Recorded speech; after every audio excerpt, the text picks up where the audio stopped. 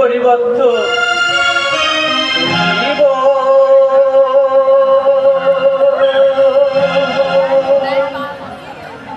জীবন কোথায় দাঁড়ায় এ জীবন কেন এত রং বদলায়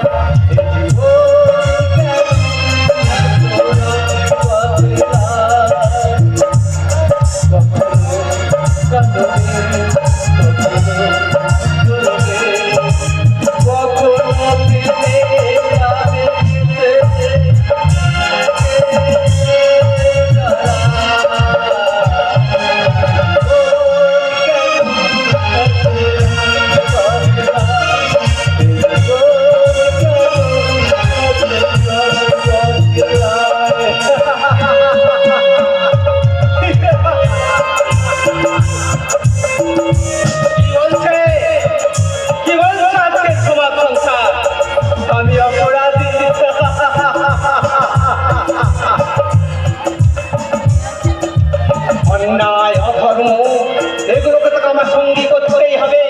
ওই কুটিল মেয়ে মানুষের পাল্লায় পড়লে এগুলো তো সঙ্গী হবে। ওই ওই দেখুন ওদের আমি সঙ্গী করে আত্মসুখের জন্য বাজার করতে চলেছি। বাজার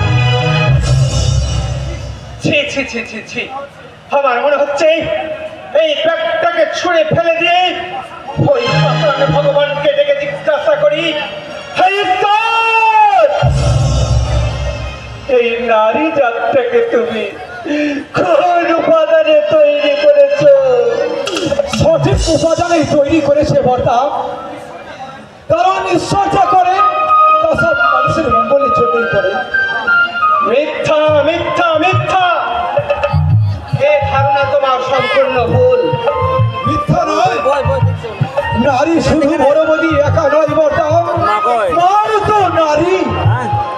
তাহলে কি তাকে ঈশ্বর? না না পবিত্র না, মায়ের উপমা, সে যে শুধুই মা।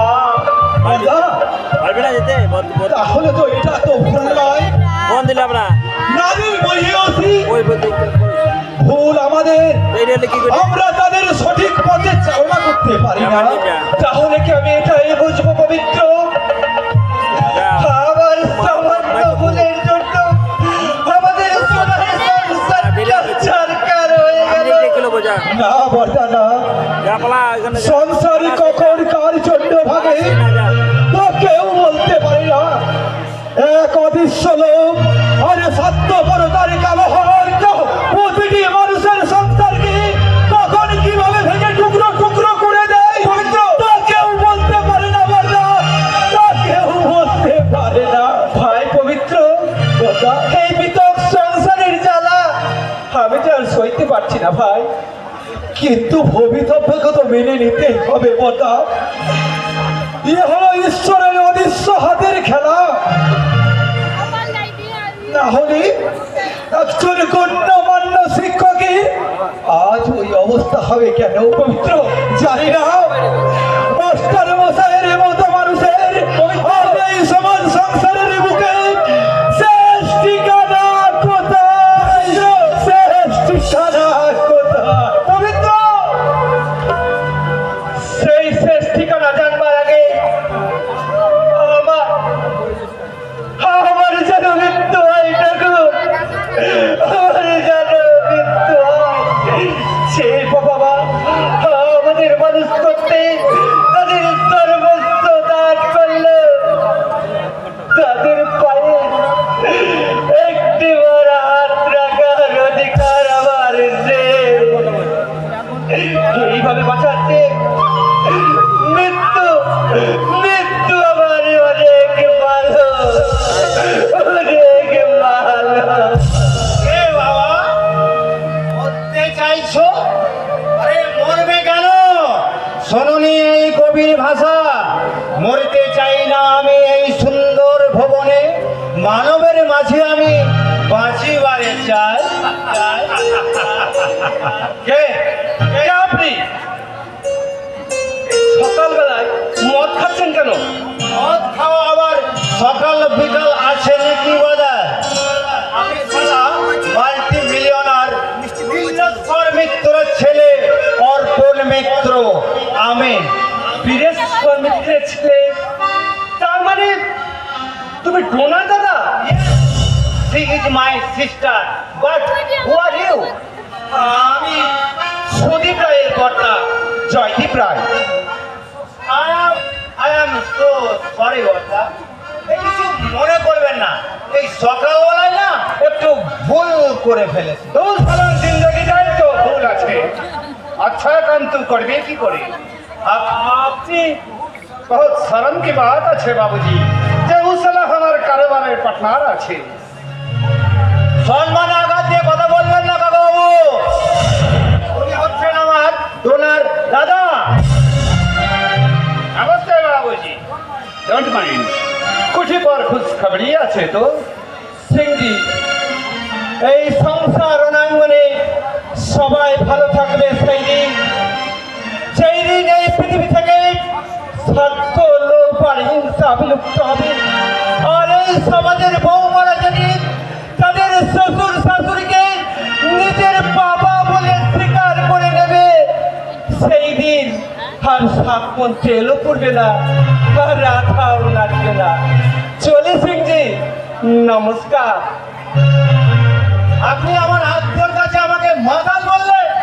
তুই শালা সকালবেলায় দারু পিয়েছিস, তোকে মাতাল বলবে না তো ভদ্রলোক বলবে। জয় শ্রীরাম। ওই কথা বাদ দিয়ে কাজের কথা বলুন কাকা বাবু। बोलबे बोलबे बेटा, लेकिन काम बहुत अच्छे और ये काम के लिए हमें तुके हमारे कारोबार में पार्टनर बनाया। तू यंग लेकिन कोई काजेर ना আছে। বেশ বলুন, আপনার যে কোনো কাজ আমি লড়িয়ে করব। পারবি तो पारबी। और ही 1982 साल की माघी पूर्णिमा से पैसा পারবো, আমি নিশ্চয়ই পারবো। আপনি বলুন, ওই 1982 সালের মাঘী পূর্ণিমা দিন কি ঘটেছিল? बोलबे तुके जरूर बोलबे बेटा। तब आधा ही তোকে একটা ছোটা কাজ করতে দিখাতে হবে। বলুন বলুন বলুন, সেই কি কাজ করতে হবে আমাকে? আগামী সোমবার तू যাবি যুধিষ্ঠির দাশগুপ্তর অফিস पर। ও সালা আমার 6 লাখ রুপিয়ার হিসাব কারবার করি আছে। আর এই রুপিয়া তোকে এনি হাওয়া আদায় করতে হবে। ওই টাকার জন্য আপনি চিন্তা করবেন না কাকাবু, ওই টাকা আপনার ক্যাশে পৌঁছে যাবে। আপনি বরং বলুন, ওই 1982 সালের মাঘী পূর্ণিমায় बोलबे ठीक समय के लिए तुझे जरूर बोलना बेटा।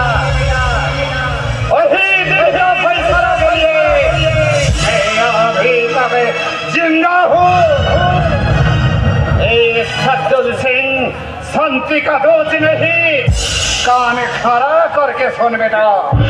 वही दिन में जरूर चाहिए खून का बदला, खून।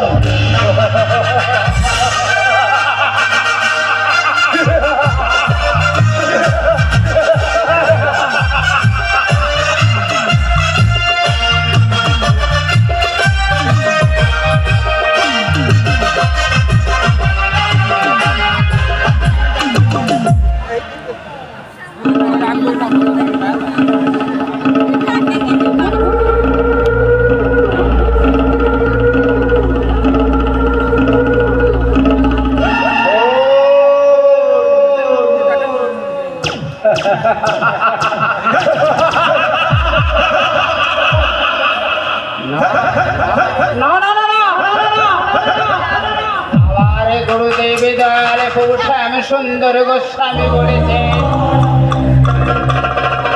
ওরে বৎস যুধিষ্ঠির, সবাই হলো মানুষের মূল ধর্ম। তাই হিংসা পরিহার করে চলবে।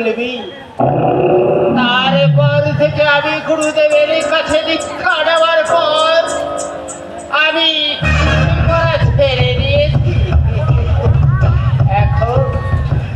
এখন আমার এই মূর্খ সূর্খ কর্মচারী দল ওর বশত যদি দুই একটা ভুল করে ফেলে তাই নইলে আমি থাকতে রক্তপাত নইব চ আবার গুরুদেব খুব শ্যাম সুন্দর গোস্বামী আলেছে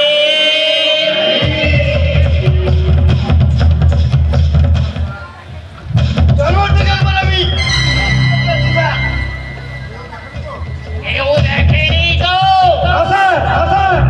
কিন্তু ওই কালু সর্দার আলো সর্দার ওখানে কি করছিল?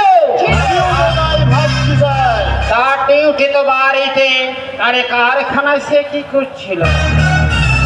এই কাছে অনুসন্ধান করো, ওই কালু সর্দারে যদি বেইমানি করার চেষ্টা করে।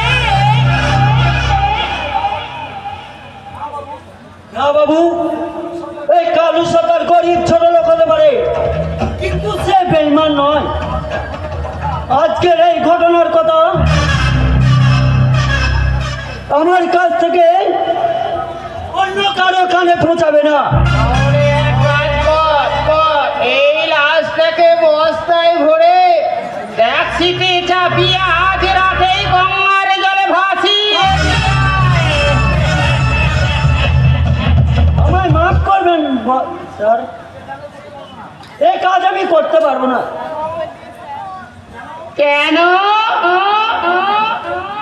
আপনাদের রক্ষা করতে যেদিন আমি ওই প্রদীপ বাবুর মাথায় লাঠি মেরেছিলাম, সেদিন থেকেই আমার একমাত্র ছেলে জ্বরে ভুগতে থাকে। এই দীর্ঘদিন চিকিৎসা করিয়েও তাকে আমি সুস্থ করে তুলতে পারিনি। আমার পাপের সাজা আমাকে কাঁদিয়ে গত রাত্রে আমার ছেলে চিরতরে চলে যাচ্ছে বাবু, চিরতরে চলে। ওই গেল যে গেছে সে তো আর ফিরে আসবে না, তাই তার দুঃখ ভুলে যে যার কর্তব্য তো পালন করতে হবে। না বাবু, এই পাপ কাজ আমি করতে পারবো না। তাহলে তুই এখানে কি করতে এসেছিস? ছুটি নিতে এসেছি বাবু, আজ থেকে একবারেই ছুটি। আপনার এই পাপ কাজে একবারেই আমি জবাব দিয়ে গেলাম বাবু, দিয়ে গেলাম।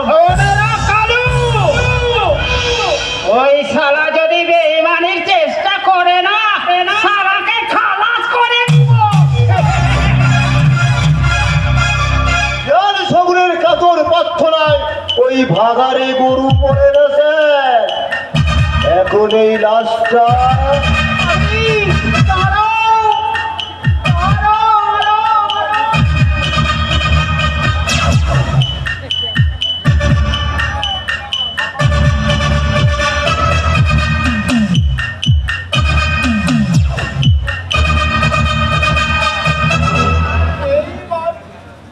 এই মানুষটা আমার কারখানায় সামান্য লেবারের কাজ,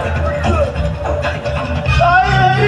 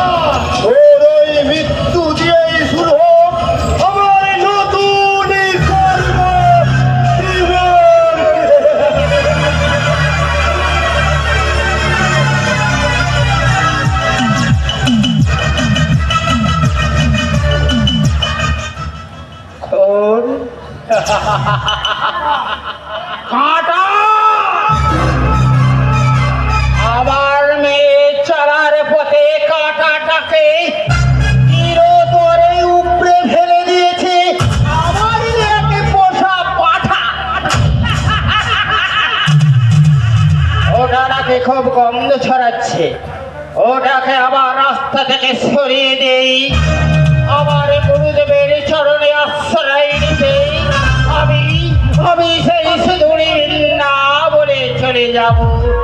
গুরু কৃপায় নমস্কার মিস্টার দাশগুপ্ত। নমস্কার। এ কি? আমার গুরু প্রণামের সময় হঠাৎ দারোগা বাবু কেন কেন কেন? আমরা সব জায়গাতে হঠাৎ আসি মিস্টার দাশগুপ্ত। যাক বলুন প্রদীপ রায় কোথায়? দেখুন, কারখানার কাজে ফাঁকি দিয়ে কোথায় যেন প্রেমি করছে হয়তো। হঠাৎ আপনার এরকম ধারণা হওয়ার কারণ? না না না না না, মানে ইয়ং ছেলে তো, তাই বলে ফেললাম আর কি। সেই সঙ্গে আপনার এটা কি মনে হয়নি যে প্রেম করতে গিয়ে কোনো অঘটন ঘটলেও ঘটতে পারে? কারণ আপনার তো আবার শিল্পপতির মন। তার মানেটা পরে নিশ্চয় জানাবো, তার আগে আমার প্রশ্নের উত্তর আমি দিচ্ছি বাবু। এই নিন প্রদীপ রায়ের সন্ধান। এটা বললে আপনি বুঝতে পারবেন বর্তমানে তার কোনো ব্যাপারে দায়বদ্ধতা আমাদের নেই।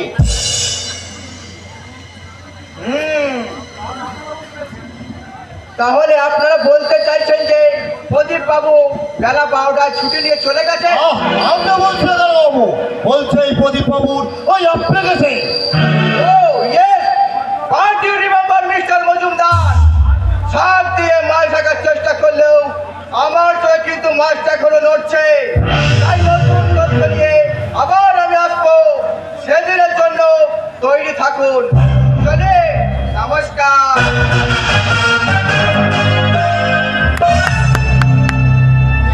ওই দেখা হবে বাবু। তার আগে আপনি দেখতে পাবেন ওই গঙ্গার বুকে ভেসে যাচ্ছে প্রদীপ বাবু লাশ। কিন্তু আলোক, আমি বুঝতে পারছি না ওই দরখাস্তটা। ওটা প্রদীপের নিজের হাতেই লেখা, কিন্তু কয়েকদিন আগে আজ আমি এই পুরানো তারিখটাকে ভেস করে ওখানে আজকের তারিখটাকে আমি বসিয়ে দিয়েছি। এ না হলো আমার কারখানার ম্যানেজার। আমি দপ্তর এই পদতলে বসেই শিখেছি আমি কে বাবা? তবে আমার গুরুর হৃদয়ে পৌঁছে আমি সুন্দর গোস্বামীর ইচ্ছা।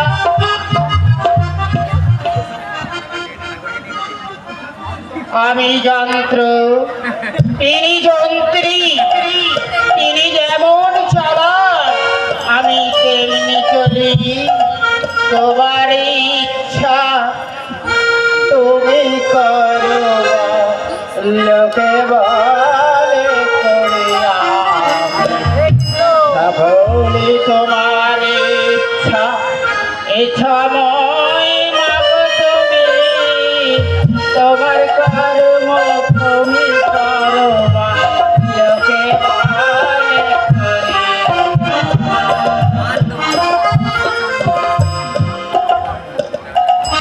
মিস্টার দাশগুপ্ত, সত্যি আপনি একটা যন্ত্র, শুধু সময়ের অপেক্ষা। ওই যন্ত্র চালাবো আমি। দিন আপনাকে বসতে বললে বসবে, আর উঠতে বললে উঠবে। আর আপনারও একমাত্র আদরিনী কন্যা শিখাকে আমি আমার অঙ্ক সহিনী করবো। এবার বুকের ওই জ্বলন্ত প্রদীপ আমি উঠিয়ে দিয়েছি।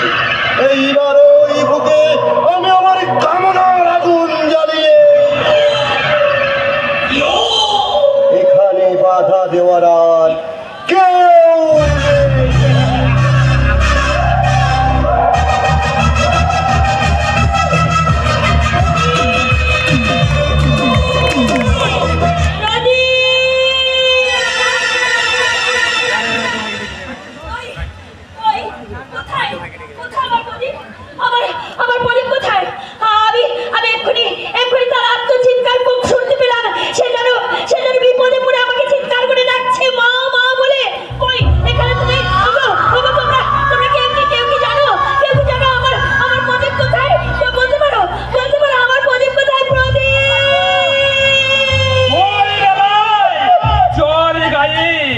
তুমি এইভাবে উঠে এলে কেন বৌমা? ডাক্তার বাবু কিনা তোমায় বিছানা ছেড়ে উঠতে নিষেধ করেছেন? আমি যে আর বিছানা শুয়ে থাকতে পারছি না গো, আমি যে আর বিছানা শুয়ে থাকতে পারছি না। আমার প্রদীপ যেন বিপদে পড়ে আমাকে আত্মচিৎকার করে মা মা বলে ডাকছে। রানী, বাবা আমার তুই কোথায়? কি করছে কি করছে? এই বাড়িটা একেবারে মরা কান্না করে একটা শ্মশান করে তুলতে চাইছে। বাবা, বৌমা, আরে কোনে বাড়ি না পেরে যাবে কোথায়? বৌমা, কত কথায় আর কাজ নেই। আমরা তো এখন আয়না ধাড়িতে সংসার করছি, তাই না? আর আপনার ছেলে তো ডাকাতি করে আর আর হাতে হাতে টাকা তুলে নিয়ে আসে। আরে মানুষ খুন করেছে, আরে ছেলে প্রেম করছে বড়, তাতে আমাদের কিচ্ছু চাই আসে না। বৌমা, ওই যদি যায় আসে না, তাহলে এখানে তুমি এসেছো কি করতে? চল, কেনই বাইরে কাটা খেয়ে নুনের ছিটে দিচ্ছ? আরে নুনের ছিটা? আমি যা সত্যি তাই বলছি, বুঝেছো? সত্যের ধ্বজাধারী ধর্মকন্যা সেজে এই সংসারে তুমি অনেক উপকার করেছো। এইবার এখান থেকে বিদায় হয়ে এদের একটু শান্তিতে থাকতে দাও। চল, চল। দাদা কি ব্যাপার বলো তো? এত হল্লার মাঝে কি মানুষ বাস করতে পারে? সুদীপ, হ্যাঁ সুদীপ, বৌমা জীবনে লাইভ থেকে সব দেখছিলাম, কিন্তু আপনাদের চিৎকার তো সেটা দেখাই গেল না। সুদীপ, বৌমা, তোমরা কি কোথাও বেরোচ্ছ? হ্যাঁ মা, শোনো, আমাদের ফিরতে দেরি হবে, তোমরা রান্না করে খেয়ে নিও। ওরে সুদীপ, তোরা যাচ্ছিস যখন আমার প্রদীপের একটু সন্ধান। সুদীপ, আমি একজন শিক্ষিত রুচিশীল অফিসার হয়ে একটা রংবাজ মস্তানকে পথে পথে নিভান। এসো এসো ডোনা। মিনিট মেসাম, এই তো আপনারা সকলে এখানে আছেন। একটা কথা পরে শুনবো, পরে শুনবো, তোমার সমস্ত কথা পরে শুনবো। আগে তুমি বলো, তুমি কত করে কাকে নিয়ে এসেছো বলো। এই সমাজের বুকে এক অবহেলিত উপেক্ষিত চরিত্র মাত্র পবিত্র, এই সংসারের জঞ্জাল পবিত্র, এই সংসারী নাটকের নায়ক পবিত্র আমার বন্ধু প্রদীপ।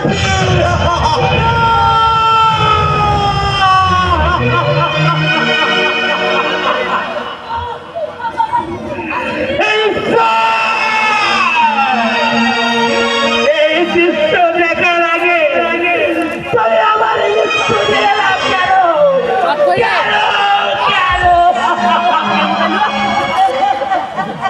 চলুন মাস্টার মশাই, আর অপেক্ষা না করে এই কলা পচা দেহটাকে নিয়ে আমরা শ্মশানে দাহ করার ব্যবস্থা করি।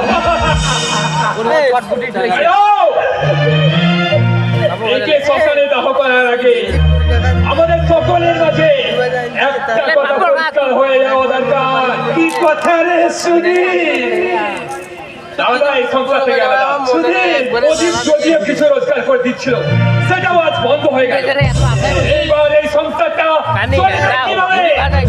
বাবা মার দায়িত্ব কে নেবে? ভাই বাবা মায়ের চিন্তা তোকে করতে হবে না সুদীপ, ওদের দুজনের দায়িত্ব আমি একাই নিতে পারবো। দেখতে না কাউকে তোদের দায়িত্ব নিতে হবে না রে বাবা। 1.5 ঘন্টা কারোর অন্যে আমরা ভাগা বসাবো না, তোদের চিন্তা নেই। ভাগ বছরের কথা নয় মা, আমি শুধু বলতে চাই তোমাদের একজন আমার কাছে আর অন্যজন দাদার কাছে থাকবে। বাহ, বাহ, বাহ। এই হাই সোসাইটির ক্ষেত্রে পবিত্র, এটা একটা সুন্দর ব্যবস্থা। এর ফলে দুজনে একটা করে বিনা পয়সায় কাজের লোক না বাবা না, আমি বেঁচে থাকতে তোমাদের এই পরিণতি হতে দেব না, কিছুতেই না। বাধা দিয়েছিলে রে জয়দি, এই সমাজ সংসারে এই মূল্যহীন পেতো ঘোড়ার ভাগ দিতেছে। তুই তোর সমাজ থেকে বিচ্ছিন্ন হলি কেন রে বাবা?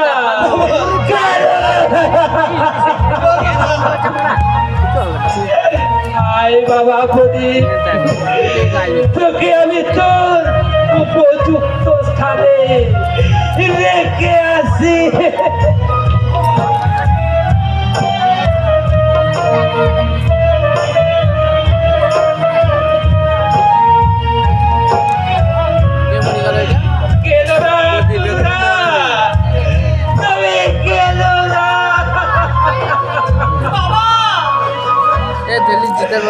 এই সংসারে বাস করে নরক যন্ত্রণা ভোগ করে তিল তিল করে মৃত্যুকে এই ভালো হয়েছে করুণা, খুব ভালো।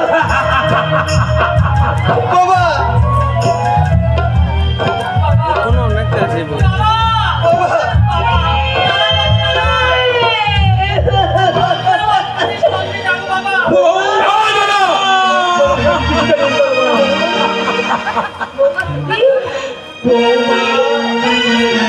এই পুণ্যাবী নরক থেকে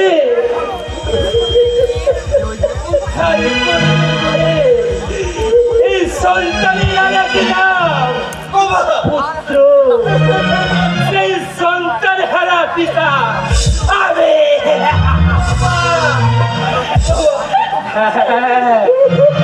আমার এই অক্ষম অপদার্থ পুত্র আমার উপরে যে অনেক দায়িত্ব চাপিয়ে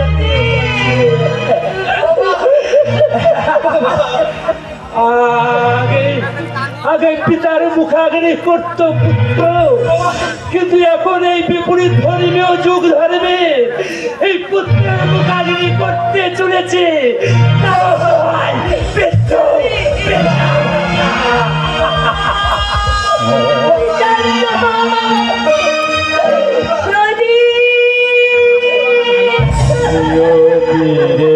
খেলা নিয়তিরে কি খেলা, পর হলো যে আপন যে পর হলো, নিয়তিরে কি খেলা, নিয়তিরে কি খেলা, পর হলো যে আপন যে পর হলো, নিয়তিরে কি খেলা।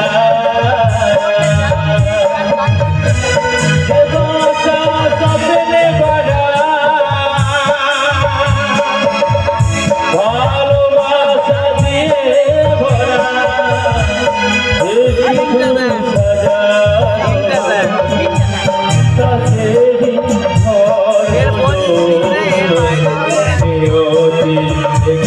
খেলা, নিয়তি দেখি খেলা,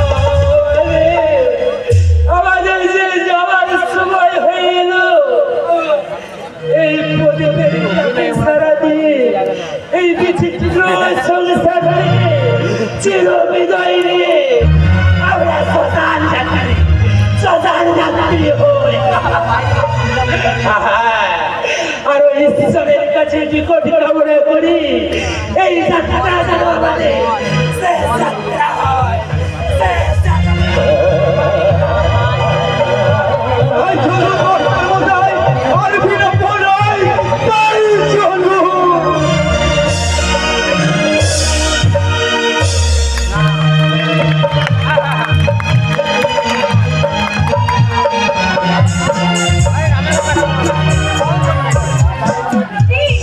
প্রদীপ, প্রদীপ, তুমি কি সত্যি নেমে গেছো প্রদীপ?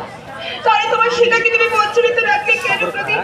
প্রদীপ, তুমি তো জানো শিখা শুধু প্রদীপই, এবার এবার প্রদীপের শিখার অস্তিত্ব যে একটু একটু করে বিলীন হয়ে যাবে। প্রদীপ, প্রদীপ, তুমি আমায় বলে দাও, তুমি আমায় বলে দাও পরে যাবো এক্ষুনি আমি কি করবো? এই শেষ করে যাই একটু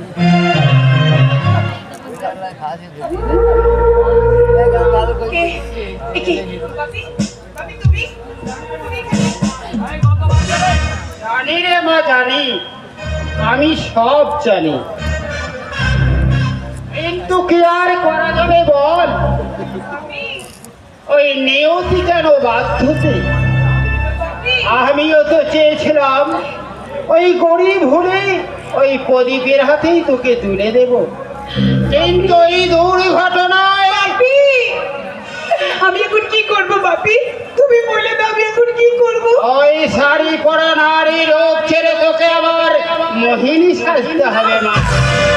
না, আবার তোকে মদ খাওয়া ধরতে হবে। না বাপি, না, আমি তো পারবো না। 16 খোলায় পূর্ণ হয় নারী, বাপি, পুরুষকে মোহিত করে নিজে মদ খেয়ে অপরকে মাতাল করে সরকারি কাগজগুলো সই করে নিতে না, হবে। না বাপি, না, আমি তো পারবো না বাপি, আমি তো কিছুতেই পারবো না, কিছুতেই না। পারবি রে মা, পারতে তোকে হবে। বাপি, কুসুমা পালে ব্যাপারে আগামী পরশুদিন অর্পণ নামে এক যুবক 5 লক্ষ টাকার তাগিদায় আসবে। না, না, তাকে মদ আর তৈর জৈবনের নেশায় পাগল করে না, কণ্ঠে সই করিয়ে নেবে। না বাপি, না, আমি তো পারবো না। যাইবি আমি বলছি তুই পারবি, পারতে হবে। তোর মা জৈবনের কেরামতিতে কত পুরুষকে যে ঘাইল করেছে তা আমি জানি না, কিন্তু দরয় থালে জৈবন সমুদ্রে কত পুরুষ যে ঘাইল হবে তাও আমার জানা নেই, কিন্তু তোর ওই উচ্ছালে জৈবনে আমার তো সাঁতার নেই। না বাপি, বাপি শোনো বাপি, তুমি যেও না বাপি। শোন, আমি যা বলছি তাই শোন, না, নইলে চাবুকের আঘাতে তোর সারা শরীরের চামড়া আমি তুলে নেব। না, হাতে মাত্র সময় 2 দিন, বরের সঙ্গে যুদ্ধ করে তৈরি হয়ে কাজ শুরুর সঙ্গে সঙ্গেই তোকে সাকসেসফুল এই হবে। নইলে আমার দয়ালে গোস্বামী বলেছে অবাধ্যতার শাস্তি হলো ভীষণ রে মা, বড় ভয়ঙ্কর।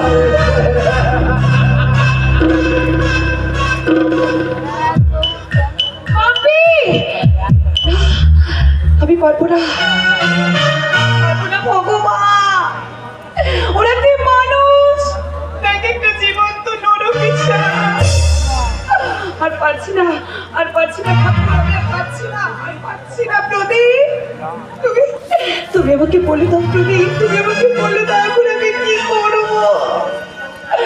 তোমার স্মৃতি কেমন করে আমার এই বিধুনা বিধুর পক্ষে আমি আঁকড়ে রাখবো?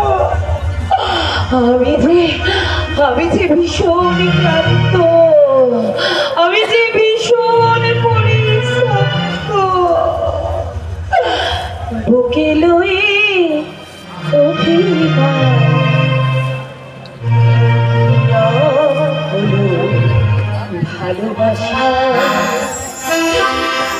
চোখে তবু আসে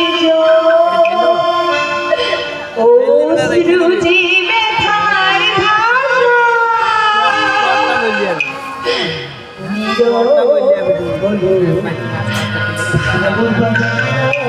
বললি